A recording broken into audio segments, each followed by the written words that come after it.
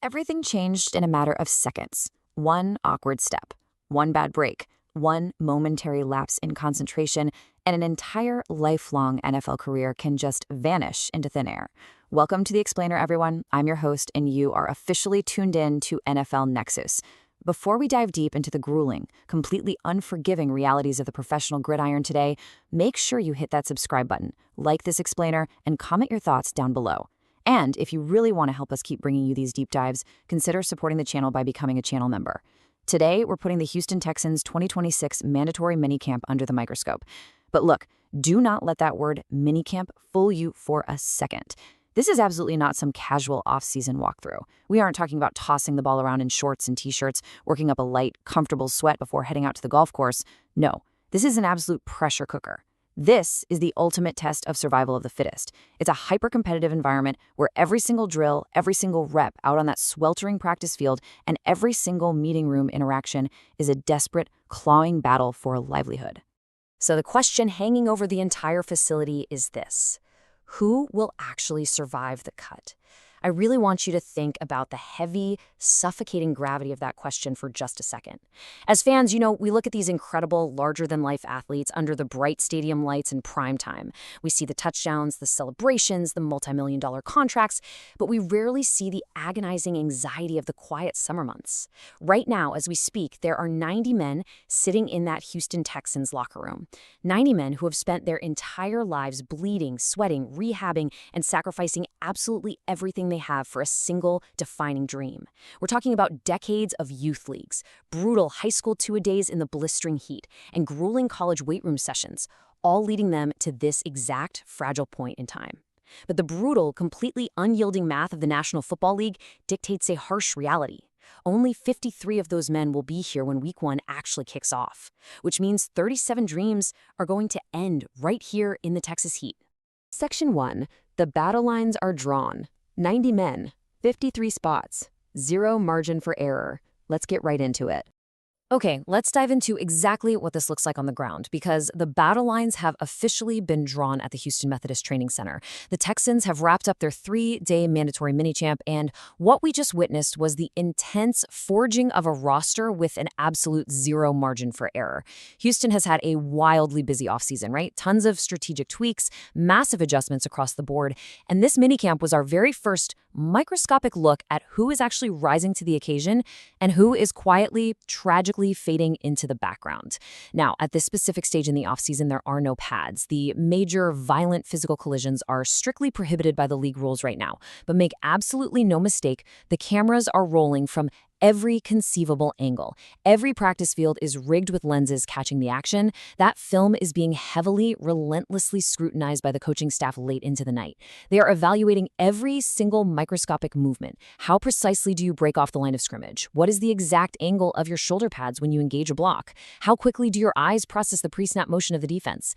Every single repetition, every split-second decision can quite literally make or break a career right now. For the guys desperately clinging to the roster bubble, a dropped pass or a missed blocking assignment in a June walkthrough isn't just some simple my bad mistake. It is a catastrophic strike against their continued employment in professional football. It is a red mark next to their name that they might not ever get the chance to erase. Section 2. The reality of NFL injuries. The unforgiving toll of the game.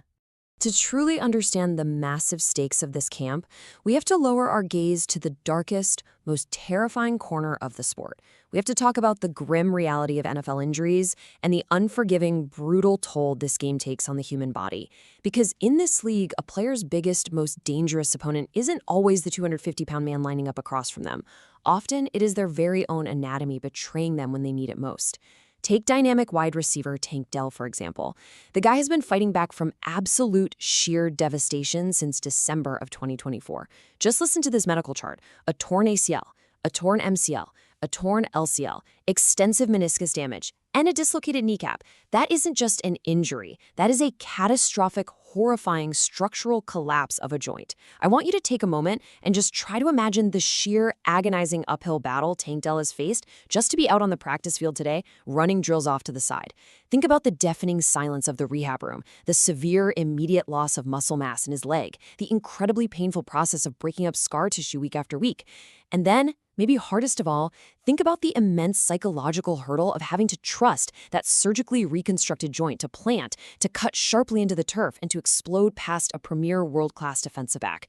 It is a monumental, awe-inspiring feat of human endurance that he's even walking normally, let alone trying to play professional football at the highest level again.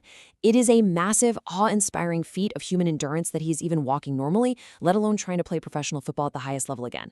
And frankly, that brings us to a massive, sobering reality check. The number 50. Because of the sheer severity of that horrific knee injury, we have to violently pump the brakes on the Tank Dell hype train for the 2026 season. I know fans want to see him instantly back to making highlight reel plays, but the odds are incredibly slim for any human being to get back on an NFL field after destroying their knee to that structural extent, let alone returning to their pre-injury elite form right out of the gate. A highly successful comeback season for Tank Dell this year absolutely does not mean leading the league in receiving yards. It means simply staying healthy. It means avoiding severe flare-ups and setbacks. And realistically, it means hitting around 50 targets in what has suddenly become an incredibly crowded, highly competitive Houston offense. Honestly, simply surviving the grueling 17-game gauntlet of the regular season and reestablishing his physical foundation would be a massive, undeniable victory for him. That's the lens we need to view his season through. So the crucial point we have to understand here is an injury in the NFL doesn't just hurt your physical body, it violently attacks your place on the depth chart. The NFL is a cold, calculated business of constant replacement, and we are seeing this vividly playing out right now on the offensive line. On one side, you have Braden Smith. He's dealing with a lingering, deeply concerning neck injury stemming all the way back from last season. Let me tell you, neck injuries in the trenches are absolutely terrifying. Imagine two 300-pound trucks colliding with each other every 40 seconds. Your neck has to absorb that massive shockwave every single snap. It requires absolute, perfect structural integrity to play that position. On the other side of this equation, you have Trent Brown, fully healthy, a massive, imposing human being. And most importantly, he is taking the crucial first-team reps. The NFL waits for absolutely no one. While Braden Smith is desperately trying to heal, trying to get his body right, and waiting for medical clearance, a tenured, towering veteran is stepping right into his spot. Brown is stealing the spotlight, and potentially stealing Smith's starting job for good. That is the harsh reality of life in the trenches. Section 3. Unexpected heroes steal spotlight, capitalizing on the void. But here is the flip side of the coin. Where there is tragedy, pain, and injury, there is unparalleled opportunity.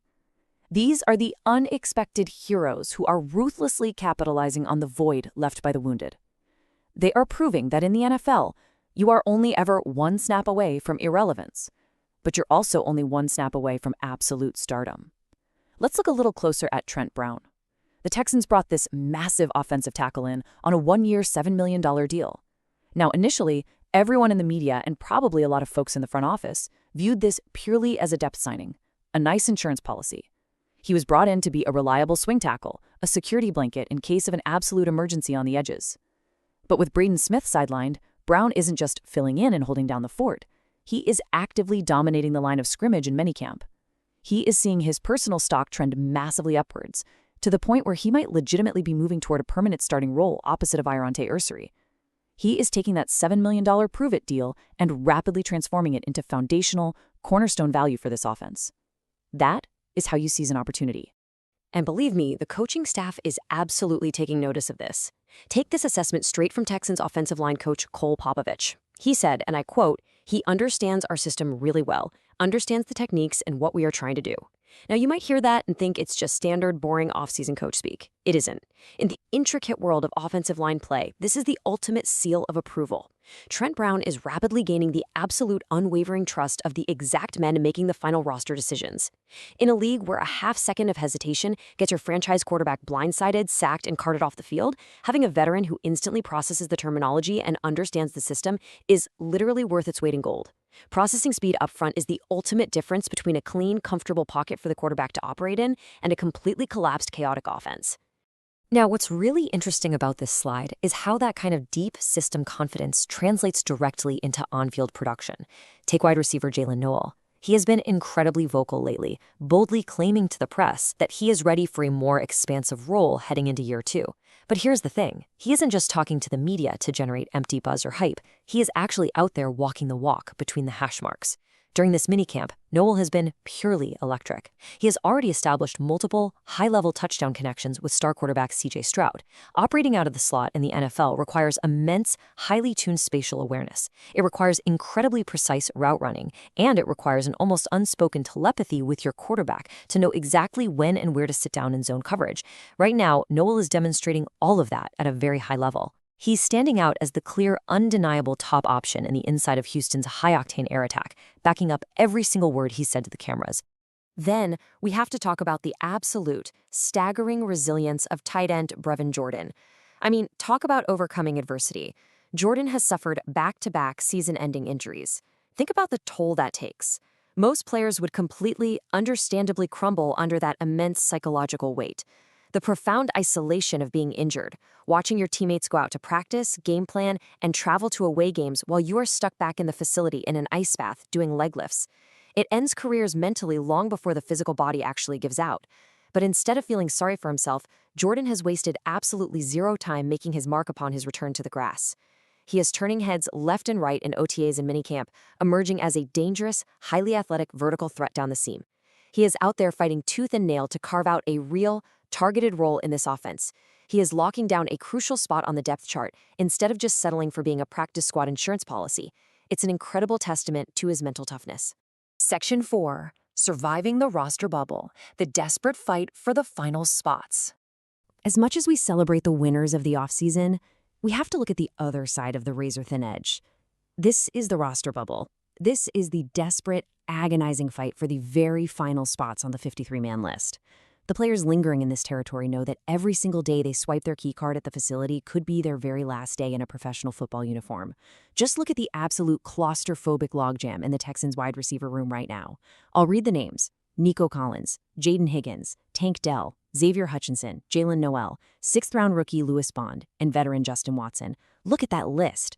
It is mathematically impossible to keep everyone happy with their target share, and it is highly, highly unlikely they keep everyone at all. When you look at these names, you are staring right at a harsh, cold reality. Incredibly talented, highly capable NFL-caliber football players are going to be cut from this team simply because there are not enough chairs in the room when the music finally stops. Let's walk through the brutal, incredibly narrow, step-by-step path for a guy like veteran Justin Watson just to stay alive on this roster.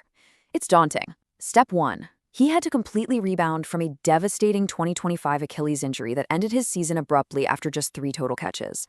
Achilles tears are notoriously career enders, especially for receivers nearing year 9 in the league. It completely saps your explosion off the line and destroys your ability to break sharply at the top of your route. Step 2. He has to excel right now, today, with the first-team offense, which, against all odds, he is actually doing in camp, catching highly contested, difficult passes from C.J. Stroud. But Step 3 is the absolute hardest hurdle of them all. He has to convince the Houston front office to actually carry 7 wide receivers into Week 1. Now, it happened last year, but in a roster this deeply loaded across the board, the domino effect of keeping 7 receivers means cutting a highly talented linebacker or letting go of a very promising defensive back. Roster construction is a zero-sum game. If you keep an extra receiver, someone else pays the price.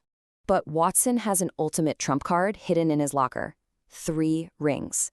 He brings an elite, undeniable championship pedigree to this building from his time catching passes from Tom Brady in Tampa Bay and Patrick Mahomes in Kansas City.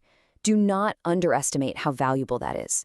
In a locker room full of incredibly young, hungry, but unproven talent, Watson is a guy who knows exactly what a Super Bowl standard looks like. He knows how a championship team acts. He knows exactly how they practice on a random Thursday in November. He knows the intense, microscopic level of detail required when the weather turns cold in December and January. That intangible championship DNA, that institutional knowledge of what it takes to win it all, that might be the exact reason Houston finds a creative, unconventional way to keep him around on the 53-man roster. And listen, this utter desperation we are talking about isn't just reserved for the high-profile offensive or defensive skill positions. In the often overlooked quiet shadows of special teams, an absolute war is waging every single day. The Texans currently have 12 undrafted free agents desperately clinging to the 90-man roster. And right now, we are watching a tense, incredibly isolated, head-to-head battle for survival between Jack Stonehouse, an undrafted punter out of Syracuse, and Kai Kruger, a former Saints punter. They are literally kicking for their professional lives on a side field. They know that every single drop of the football, every fraction of a second of hang time metric, and every directional kick is being charted on a clipboard by a coach. Only one of them will be booking a flight with the team to week 1. One bad shank in a sweltering preseason game, one mishandled snap, could end their entire NFL journey permanently. That is the razor's edge of special teams. And then, unfortunately, there are the tragic cautionary tales of minicamp. Rookie tight end Marlon Klein was a top 60 draft pick. The team invested massive premium draft capital in him to be a cornerstone piece. But right now, he is sidelined by a strained hamstring. Listen to me carefully on this. A lingering, soft tissue injury in June is the absolute worst enemy of an unproven draft pick. There is an old, deeply unforgiving saying in the NFL, you cannot make the club in the tub. While Klein is painfully, helplessly forced to watch from the sidelines with ice on his leg, guys like Brevin Jordan are out there sprinting around, stealing the coaching staff's attention and securing the highly valuable offensive reps. Klein is treading on incredibly dangerous ground for a rookie. The NFL moves on fast, and it doesn't care where you were drafted if you can't get on the grass. Section 5. The ultimate Super Bowl stakes. Every rep is a step toward a ring. Let's pull back and see how this all builds together. Because all of these fierce micro-battles we've discussed, the frustrating hamstring strains, the grueling Achilles rehab sessions, the undrafted free agents fighting tooth and nail just for a practice squad spot, it all feeds directly into one massive overarching macro goal, the ultimate Super Bowl stakes. Every single rep at the Houston Methodist Training Center right now is a calculated, deeply scrutinized step toward bringing a championship ring to this city. Because here is the undeniable truth. When a franchise enters a legitimate championship window, everything about how they operate fundamentally changes. The front office becomes entirely coldly ruthless. Past draft pedigree means absolutely nothing. How much guaranteed money you were promised at signing means nothing. A team this heavily loaded with elite talent on both sides of the ball is not going to show an ounce of mercy when finalizing their 53-man roster. If an undrafted free agent can help them win a Super Bowl even a fraction of a percent more than a second-round pick can, that second-round pick will be packing his bags. The standard is absolute perfection, and the tolerance for mediocrity in a Super Bowl window is exactly 0. Which leaves us with this final, truly haunting thought to end on. We've seen the non-contact drills. We've analyzed the slow walkthroughs. We've seen the precise throwing sessions in shorts and helmets. But when the blistering, suffocating heat of late July finally hits and the pads officially come on in training camp and those violent, earth-shaking physical collisions actually begin, whose dream ends right there in the dust of the practice field and whose championship journey truly begins? That is the beauty, the drama, and the absolute unyielding terror of the NFL. Thank you so much for joining me on this explainer today. If you enjoyed this deep dive into the intense, grueling trenches of minicamp, please remember to subscribe to NFL Nexus, hit that like button on this explainer, and let me know down in the comments who you think is ultimately getting cut before week 1. And don't forget to support the hard work we do here by becoming a channel member today. I will see you all next time as we continue to track every single cut, every devastating injury, and every miraculous triumph.